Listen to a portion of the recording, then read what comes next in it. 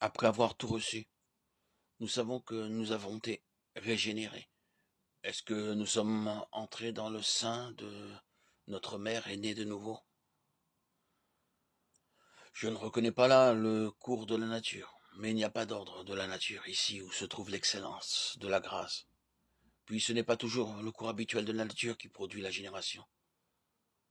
Le Christ Seigneur a été engendré d'une vierge et nous nions l'ordre de la nature.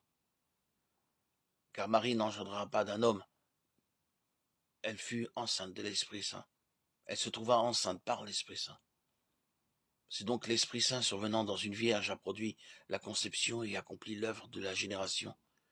Il ne doit pas y avoir de doute que survenant dans la fontaine ou sur ceux qui se présentent au baptême, ils ne produisent vraiment la régénération.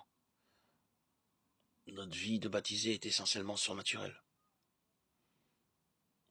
Qu'est-ce à dire?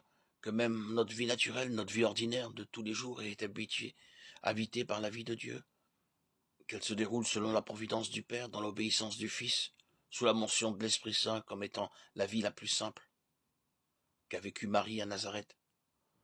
Encore une fois, écoutons, toute âme qui croit conçoit et engendre le Verbe. Que l'âme de Marie soit en chacun de nous, pour que comme elle, nous puissions exalter le Seigneur par cet esprit qui anime nos entrailles. Nous sommes devenus le temple du Saint-Esprit. Il y réside. Que cet Saint-Esprit qui est en nous exulte en Dieu, comme Marie s'est exaltée et a exulté en Dieu.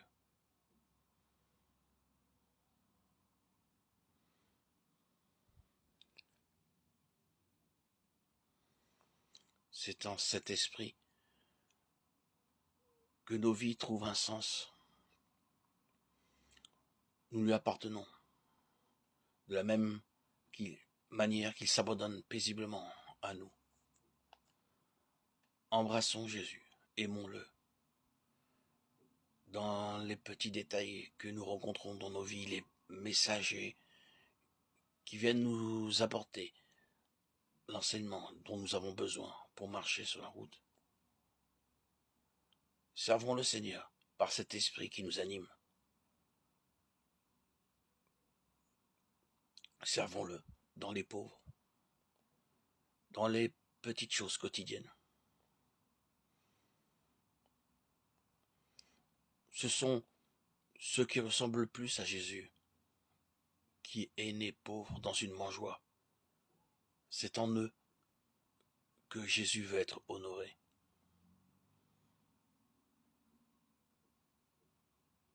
Allons à la rencontre de ceux qui sont démunis.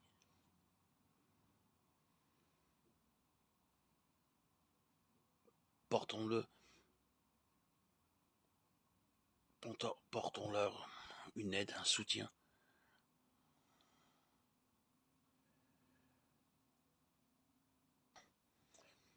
Que notre participation soit toujours active au chevet des pauvres.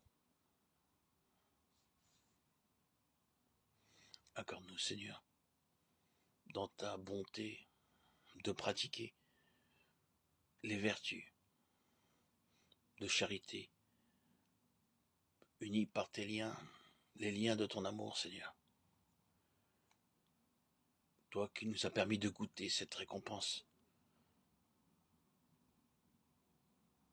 ce trésor merveilleux qu'est ton esprit, dans la joie de nos cœurs.